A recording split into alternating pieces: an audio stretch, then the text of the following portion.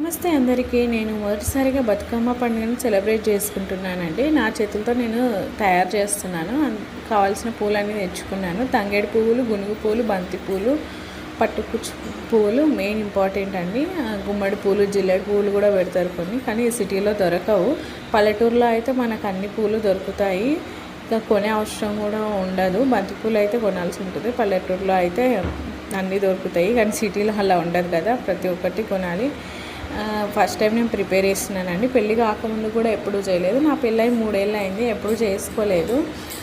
ఎందుకంటే అసలు పండగ లేదని అన్నారు అప్పట్లో. అది నాకు లాజిక్ ఏమో అనిపించలేదు, ఎప్పుడూ ఆలోచించలేదు. చిన్నప్పుడు అంత మెచ్యూరిటీ ఉండదు కాబట్టి ఎందుకు పండగ ఉండదు, అందరూ హిందువులమే, అందరూ తెలంగాణ ఆడపడుచులమే కదా అని నాకు అనిపించింది. అప్పట్లో అగ్రకులాల వాళ్ళది కొంచెం డామినేషన్ ఎక్కువ ఉండేది కాబట్టి మనం చేసేవాళ్ళు కారు, అప్పుడు వాళ్ళే చేసేవారు. ఇట్లా మామూలు మన చిన్న క్యాస్ట్ వాళ్ళు వెళ్ళి ఆడేవాళ్ళు.